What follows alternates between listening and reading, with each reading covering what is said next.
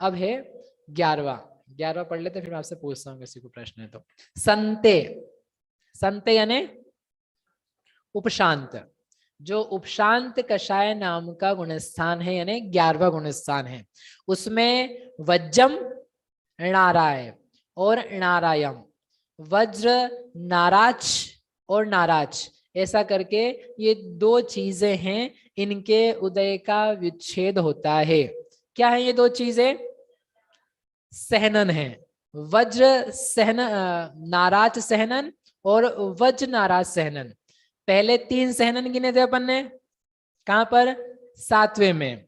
अब 11वां है, इसमें गिन रहे हैं 2। क्यों गिन रहे हैं 2? इसलिए गिन रहे हैं कि जो छपक श्रेणी है, उस छपक श्रेणी में आपने बहुत बचपन से सुना होगा, लोग माला फेरते हैं उस बात की, वज्र वृषभ नाराज सहनन वाला जीव ही छपक श्रेणी पर आरोहण करता है, और जिसके हीन सहनन है, शुरू के 5 सहनन है, उसको छपक श्रेणी की प्राप्ति नहीं होती है। तो अपन माला किस बात की फेरते हैं? हे भगवान, वज्र वृषभ नाराज सहनन मिल जाए एक बार तो मैं दिखा दूं मेरे क्या जलवे हैं। क्यों जी? वज्र वृषभ नाराज की माला, अरे बेटा बहुत बार मिला है, बहुत बार मिला है। और मिला क्या है? अभी आपको पास से आपके कैसे है, अपन तीसरे गुण अधिकार में देखेंगे। आपके पास में है, आप विश्वास मान लो मेरा, भी आपके पास में है। माला यदि फेरनी है आपको, यदि माला फेरनी है मोक्ष के नाम की, तो इस बात की फेरो, सम्यक दर्शन ज्ञान चारित्राणी मोक्ष मार्ग।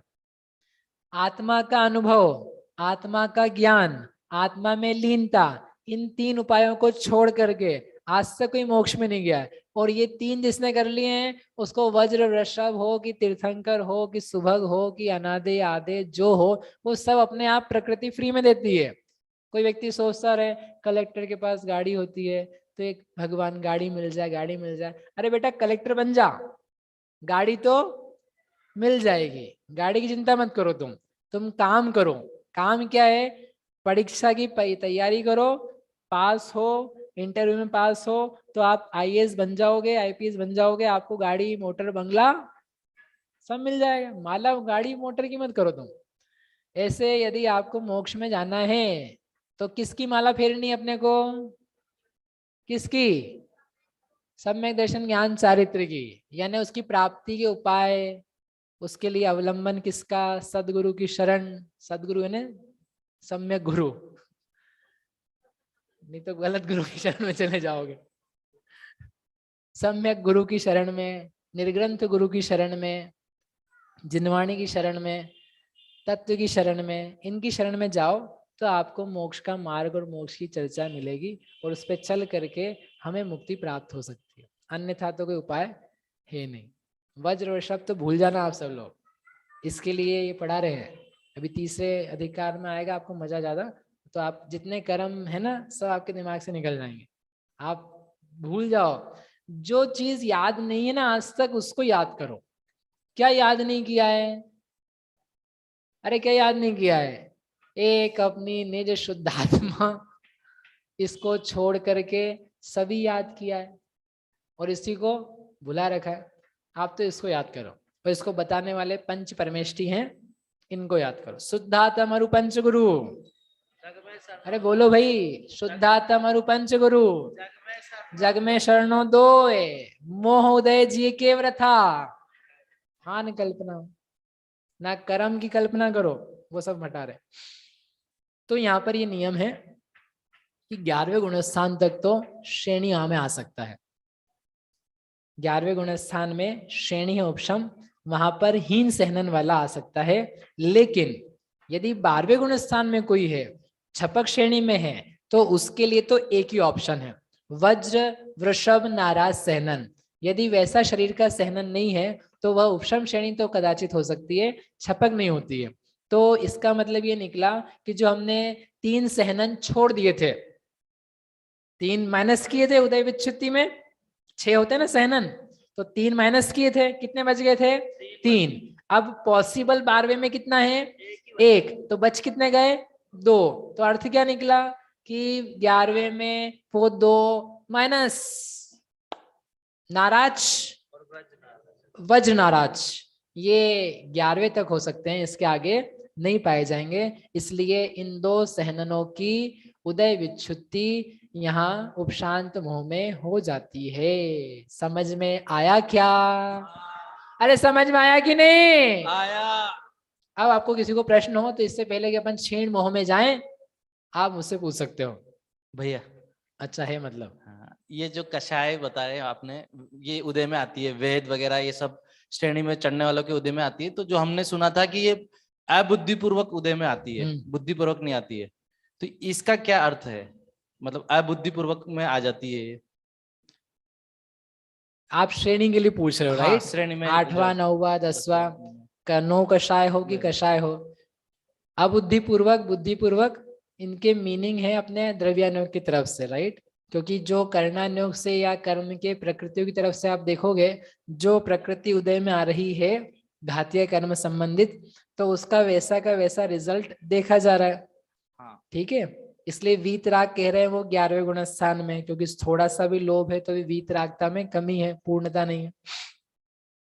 लेकिन जहाँ उपयोग की तरफ से देखते हैं, भेद ज्ञान करता हुआ जीव, स्वानुभव, शुद्धात्मा का संवेदन, निर्विकल्प समाधि, स्व समाधि में स्थित ऐसे दिगंबर मुनिराज हैं, तो उनके उपयोग में, उन कषायों के उदय होने पर भी उपयोग में संवेदन, उपयोग में उसकी प्रधानता नहीं है, तो ये कहा जाता है कि उनके उदय तो चल रहे हैं, उपयोग में नहीं होने से वे अबुद्धिपूर्वक कहलाती है। मैं उनको अबुद्धिपूर्वक ले लेकर के आता हूँ कि जैसे कुछ काम हम बुद्धिपूर्वक मन से विचार करके करते हैं और कुछ काम अपने आप हम कर लेते हैं या करवाए जाते हैं, वैसा उसका मीनिंग नहीं है।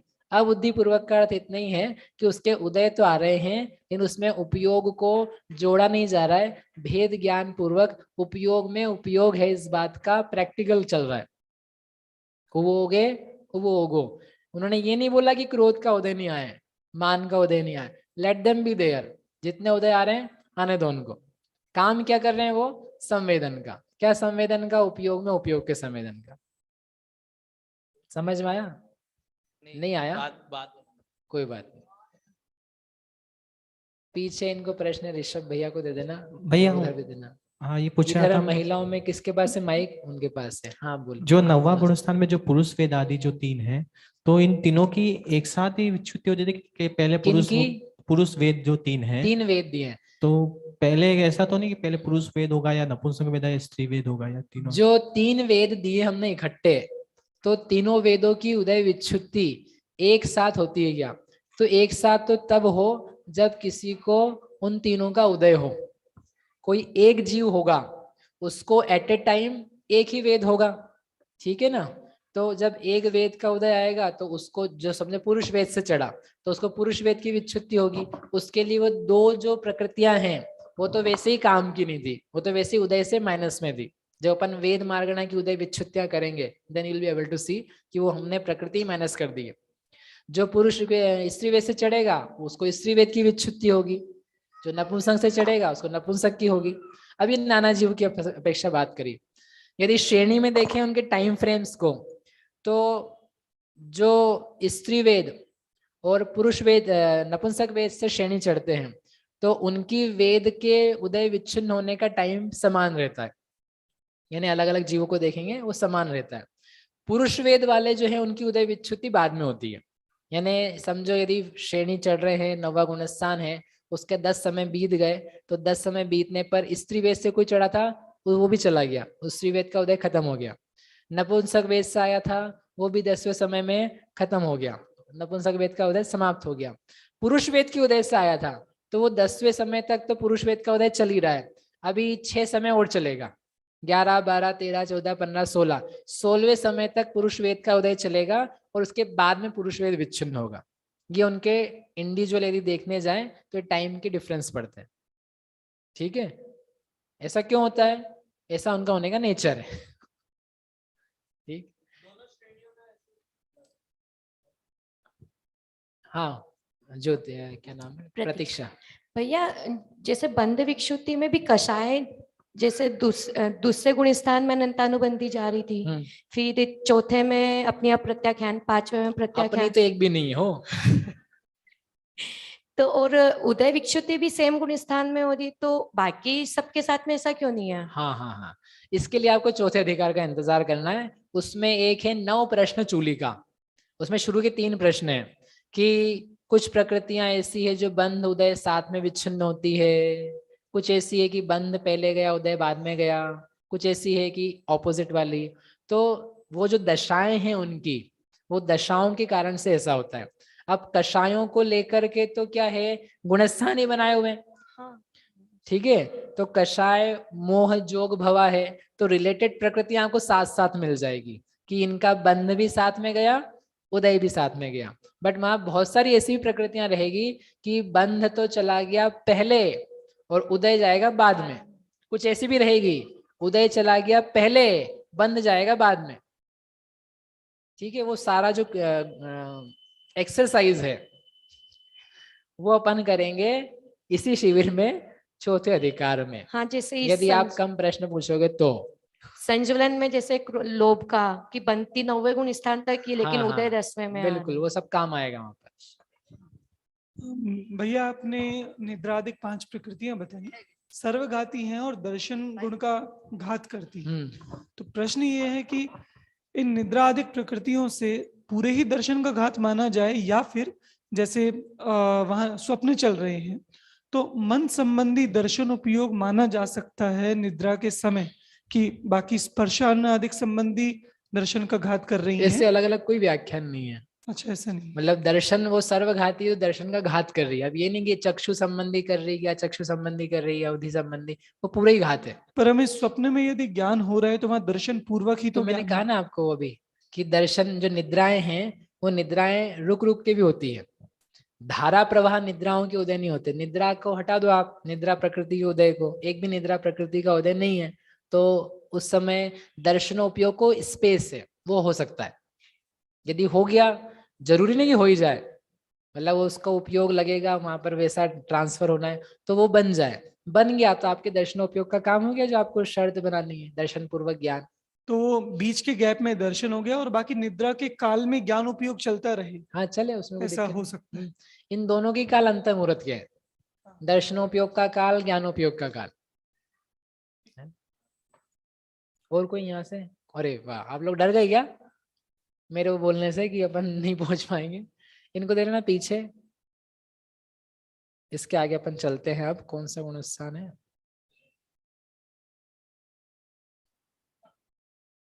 बोलो भाई। जय जिनेन्द्र भैया जी। और सेम कंटिन्यूटी है द क्वेश्चन, दर्शन पूर्वक ज्ञानम होता है ना, तो उसी के लिए पूछ रहे थे हम भी। तो दर्शनोपयोग नहीं चल रहा है, फिर भी मतलब पहले का दर्शनोपयोग कंटिन्यू कर कर ज्ञानोपयोग आगे के क्षण में, मतलब जैसे स्वप्न वगैरह चल रहे हैं उसमें चलेंगे, ये आप बता रहे हैं ना? तो कोई ना कोई तो एक उपयोग तो चलता ही रहेगा जीव का, जीरो तो कभी भी नहीं रह सकता। उपयोग लक्षणम। हाँ, उपयोग लक्षणम, इसी के कारण उसका आप उल्लंघन नहीं कर सकते हो। ओके, वो तो होना ही है, वो कर दोगे तो जीव ही नहीं बचेगा। हाँ। अभी एक प्रवचन था इसका आता अच्छा, लेकिन उसको बताना अभी योग्य नहीं है, अपन उसकी और रिसर्च करते हैं फिर बताते हैं आपको। चलो आगे चलते। गाथा नंबर 270। क्षीण कसाय दुचरि में निद्रा पयलाय उदय वो छिन्ना णानंतराय दशयम दंसण चत्तारि चरे मम्हे। क्षीण कसाय, क्षीण कसाय यानी क्षीण कषाय, क्षीण मोह, मतलब जो 12वां गुणस्थान है वहां तक की अपन ने दशा देखी कि वहां पर वज्र ऋषभ नाराज सहनन का उदय होता है। अब वहां से आगे बढ़ेंगे, 13वें में जाएंगे, तो कौन सी प्रकृतियां हैं जिनका उदय नहीं पाया जा सकता है, जिनका उदय विच्छेद यहाँ होगा? तो वो कह रहे हैं दुचरी में, द्विचरिम समय जो है उसमें 2 प्रकृतियां जाती है। निद्रा पहला, निद्रा पहला ने निद्रा और प्रचला, जो 5 निद्राओं में से 3 निद्राएं कंसिडर करी थी, जो पहले ही 6वें गुणस्थान में विच्छिन्न हुई थी, और 2 बच गई थी, वो 2 यहाँ तक आई है। इसका मतलब ये निकला कि श्रेणी के गुणस्थान चल रहे हैं, छपक श्रेणियां चल रही है, फिर भी किसी जीव के साथ साथ में निद्रा या प्रचला उसके उदय हो सकते हैं। इसका मतलब ये मत समझ लेना कि महाराज जी सोते सोते ही मोक्ष में चले गए, ऐसे फ्री में मिल जाता तो अपन कब कहीं पहुंच जाते। सोते सोते ना सम्यक दर्शन मिल रहा है, ना भगवान की भक्ति मिल रही है, ना देश संयम मिल रहा है, ना कोई श्रेणी मिल रही है। जितने कार्यक्रम हैं ये गुणस्थान आरोहण के, वो सारे के सारे जागृत दशा में होते हैं। प्राप्त हो जाने के बाद में भले सो जाओ आप, चौथा हो जाओ उसके बाद सो सकते हो, पांचवा हो जाओ सो सकते हो, छठे सातवें में सो सकते हो, लेकिन आपको प्राप्त करना है उसके लिए तो क्या करना होगा, जागृत होना पड़ेगा। ऐसे निद्रा प्रचला के उदय यहाँ तक पाए जाते हैं यद्यपि, तथापि निद्रा रूप जो कार्य है वो यहाँ नहीं पाया जा सकता। तथापि चूंकि उनकी प्रकृति के उदय देखे जाते हैं इसलिए हमने उसका व्याख्यान किया। द्विचरिम यानी क्या होता है, सेकंड लास्ट समय। इसके दो हिस्से कर रहे हैं, लास्ट का समय और सेकंड लास्ट समय। यदि 100 समय का क्षीण मोह का काल है तो 99th समय तक निद्रा प्रचला का उदय संभव है, और 100th नाम का जो समय आएगा उसमें निद्रा प्रचला का उदय पॉसिबल नहीं है। क्यों पॉसिबल नहीं है, क्योंकि द्विचरम समय में उसकी उदय विच्छुत्ति हो गई है। फिर उसके बाद में णाणंतराय दशयम, णाणंतराय ने णाण, अंतराय यानी अंतराय, इनके दशक, दशक यानी 10, पूरे ज्ञानावरणी के 5, पूरे अंतराय के 5, दंसन चत्तारी, दंशन के 4, ऐसे चरिमम्ही जो चरिम समय है उसमें इस प्रकार की विच्छुत्तियां होती है। अब देखते हैं इसको कि क्या क्या फलक कैसे निकल के आ रहे हैं। द्विचरम समय में 2 प्रकृतियां गई, निद्रा प्रचला, ये समझ गए। चरम समय में, अब चरम समय में जानने के लिए आप ये देखो कि 12वें के बाद में कौन सा गुणस्थान आएगा, 13वां। 13वां किसका होता है, किसका होता है, सयोग केवली। सयोग केवली यानी भगवान, अरिहंत दशा। तो जो अरिहंत भगवान हैं उनके ज्ञान अधूरा होता है क्या, सर्वज्ञ होते कि नहीं, सब कुछ जानते कि नहीं, तो ज्ञानावरण फल देता है क्या, नहीं दे रहा ना। इसका मतलब क्या निकला, 12वें में ही ज्ञानावरण फिनिश, उसका उदय 12वें के अंत समय तक है, उसके बाद में नियम से उसका उदय नहीं पाया जाता है, वो निकाल दो। फिर उसके अलावा आप देखो केवली भगवान के लिए कहते हैं दंसण, केवल दंसण, केवल दर्शन पाया जाता है, तो पूर्ण दर्शन पाया जा रहा है। तो दर्शन में बाधा देने वाले जो दर्शनावरण कर्म हैं, क्या उनका फल केवली भगवान में हो सकता है, हो सकता है क्या, नहीं हो सकता। तो रिलेटेड जो प्रकृतियां हैं, चक्षु, अचक्षु, अवधि, केवल दर्शनावरण, ये चारों प्रकृतियों को क्या करना पड़ेगा, -12वें तक उदय में आ सकती है, इसके बाद में नहीं आ सकती है। अनंत भगवान के अनंत चतुष्टय में एक है अनंत वीर्य। क्या है, वीर्य। वीर्य कहां से प्रकट होता है, अंतराय के अभाव से। तो क्या अंतराय का फल मिल रहा है उनको, नहीं मिल रहा है। इसका मतलब क्या निकला कि अंतराय का उदय यहाँ तक तो है 12वें तक, लेकिन इसके बाद में अंतराय के फल नहीं आ रहे हैं। तो अंतराय नाम के कर्म की उदय विच्छुत्ति भी कहाँ करेंगे, 12वें में कर देंगे। सो सिंपल, 5 अंतराय, 5 ज्ञानावरण, 4 दर्शनावरण, टोटल मिलाकर के 14। और उसके पहले 2 दर्शनावरण की ओर गए थे, निद्रा प्रचला, दोनों को मिला दो तो कितने हो गए, 16। तो 12वें गुणस्थान की उदय विच्छुत्ति की संख्या कितनी निकल के आई, 16। और फिर अपन पहुंच जाएंगे सयोग केवली दशा में। आपको मजा आ रहा है कि नहीं आ रहा है, सही में आ रहा है, अरे मजे वाली कोई बात तो हुई नहीं वैसे। अरे मजे वाली बात मतलब कोई चुटकुले नहीं सुनाने हमको यहाँ बैठ करके।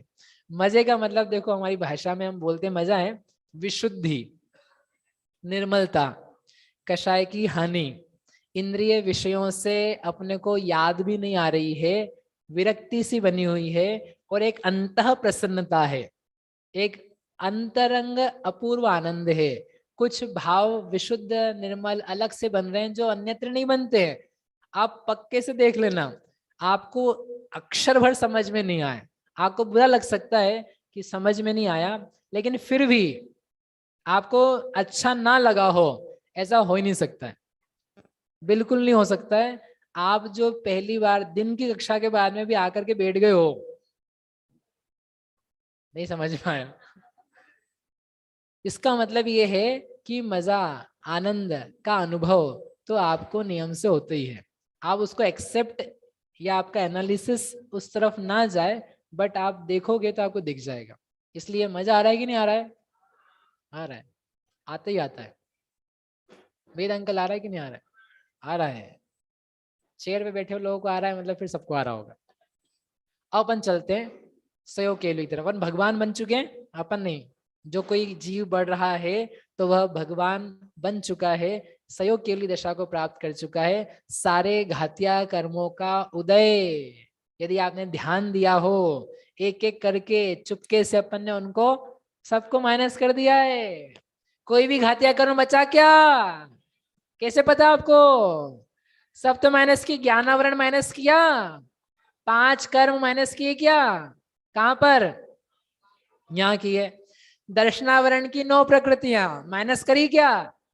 कहां माइनस करी? 6 तो ये रही, और 3 कहां माइनस कर दी थी अपन ने? कहां माइनस करी थी? 6वें में गाड़ी निद्राएं स्त्यांतरिक वहां चली गई थी। लो दर्शनावरण कर्म की छुट्टी। फिर क्या था? अंतराय। अंतराय गया, अंतराय को भी चुपके से निकाल दिया। अब बचा था आपका बड़ा भारी मोहनी कर्म, जिसके लिए आप गीत गाते रहते हो। तो वो दर्शन मोहनी में से मिथ्यात्व कर्म वो गया क्या? गया। कहाँ गया? पहले में मिश्र नाम का कर्म गया क्या? गया। कहाँ गया?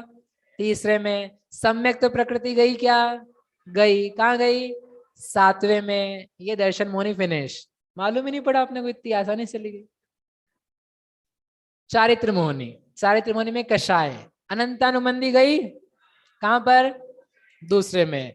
अप्रत्याख्यान 4थे में। प्रत्याख्यान 5वें में। संजुलन क्रोध मान माया 9वें में। संजुलन लोभ 10वें में। ये 16 गई इकट्ठी, बढ़िया। क्या बच रही है? 9 कषाय। हास्य आदिक कषाय 6 वो गई थी क्या? कहां पर? 8वें में। वेद गए क्या? कहां पर गए? बस, और क्या बचा? अरे अब तो आनंद मनाओ, सारे के सारे कर्म जाते हैं, इस बात का विश्वास दिला रहे हैं। ये मोक्ष मार्ग का विश्वास है, ये जीव के विकास होने का विश्वास है कि जीव वास्तव में मुक्ति को प्राप्त करता है। कषायों की चपेट में था, मोह की चपेट में था, लेकिन ऐसे ऐसे ऐसे बढ़ता हुआ, देखो हम ही आपको कर्म बताए, हम ही आपको बता रहे कर्म कैसे कैसे जाते हैं। तो आपको मानना चाहिए, विश्वास करना चाहिए, श्रद्धान करना चाहिए। जीव है, कर्म है, और कर्म के बिना भी जीव है, और ऐसे करके जीव के स्वभाव का विकास होता है। समझ में आया? अब अपन चलते हैं सिद्ध दशा के विश्वास।